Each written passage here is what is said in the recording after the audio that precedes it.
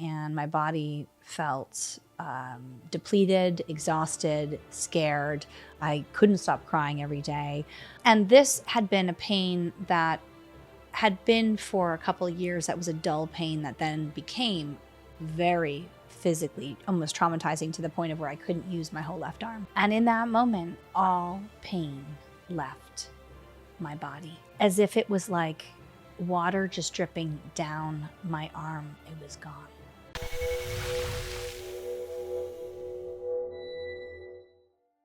So a number of years ago, I was living at Kripalu and I was doing Seva work. And it was part of a transition that I was in from more of a corporate environment to like, who am I and what am I doing here? And I decided I would take a year and be in service. And so I was a program manager assistant, and it was really super fun. And I got to meet a lot of really cool people. And I also got to take a lot of programs. And one of the programs that I took was a past life regression program that also had a component to it that was interactive. And in this, we were able to work with 3 of our past lives. And in one of these past lives, I actually didn't see myself fully transition. And this specific past life was one that we had done a meditation, a visualization, and then drew a picture of who we were. And the whole class had to vote on who the person, would be, who would go through this process in front of everyone. So here I am, the one who's chosen, and it looks like I'm a young boy from Thailand because I have darker skin and just the hair and the way that I had drawn this being. And I was with another family member who looked like an older brother. And it was just a really interesting experience to where I did not see myself fully transition. And for whatever reason, that was very painful. And my body felt depleted, exhausted, scared. I couldn't stop crying every day and had immense pain in my left shoulder to the point of where I had gone to doctors, I had MRIs, I had acupuncture, I had everything that I could possibly do to fix this. And at the time, I was a yoga instructor and was a hardcore yogi. So not being able to use your shoulder is almost devastating, right? And this had been a pain that had been for a couple of years. That was a dull pain that then became very physically almost traumatizing to the point of where I couldn't use my whole left arm. And so a number of weeks later, I got a random call from United, which was my credit card company. And they had said that I had a number of miles and I had to use them by a certain date. Otherwise, they were going to be deleted.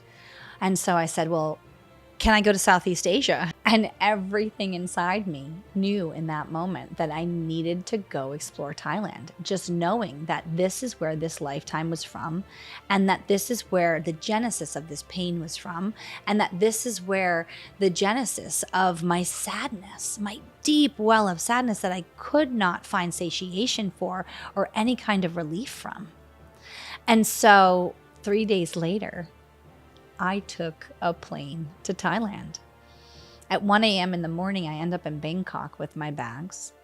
And I stood in the middle of the airport, didn't speak the language, and started to panic. I didn't know where I was going. I didn't know what I was going to do. And I was petrified. And so I dropped my bags, and it was actually quite busy, and there was lots of people around, lots of swirling, lots of voices, lots of different languages happening. And I closed my eyes and I centered myself, and I began to root into the ground as much as I possibly could and breathe. And just in that moment when I got back into my body and felt super grounded and centered, I heard 2 American girls walk past me. And in that moment, I knew, grab your bags and follow them. And they went into a coffee shop. And I ended up sitting with them until about 4 a.m. and, they were going north, and I had decided I was going to go south.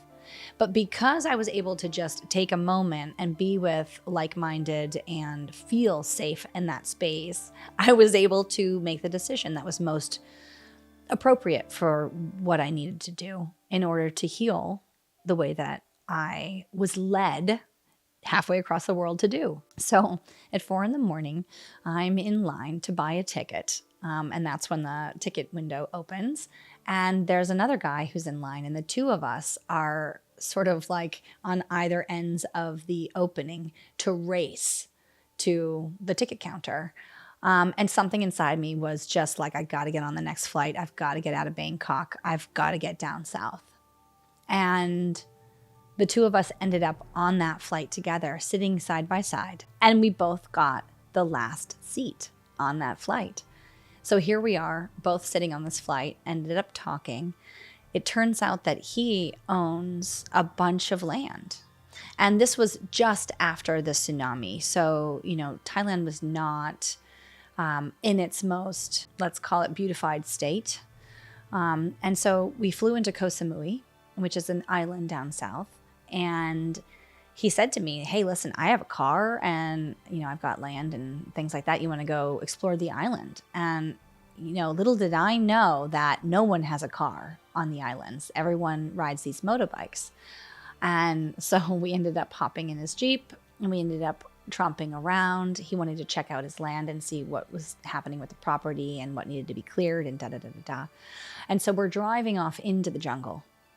And all of a sudden, everything inside of me is like, stop this vehicle now. And so as he stops, I literally jump out of the Jeep and I start running off into the jungle. And he's screaming at the top of his lungs, where are you going? What's going on? Like, come back.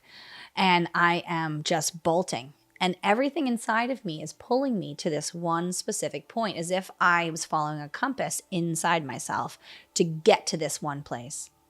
And all of a sudden, here I am at the cliff's edge, looking off into the distance.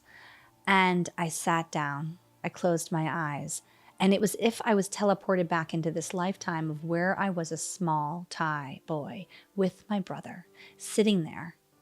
And I remembered the whole thing. It was unbelievable. And I saw the ships coming in. And I saw men coming to get us. And I saw men with arrows. And that was when my brother got shot. And that's when I got shot in my shoulder, through my shoulder. And that was where I died. And I was able to fulfill that lifetime and see myself in that space. And in that moment, all pain left my body, as if it was like water just dripping down my arm. It was gone. And I felt this heaviness lift. And I felt deep relief. And as I had felt the completeness with that past life and that trauma, I began to walk back to meet my new friend. And I thought to myself, he's going to think I'm nuts. Am I going to tell him this story?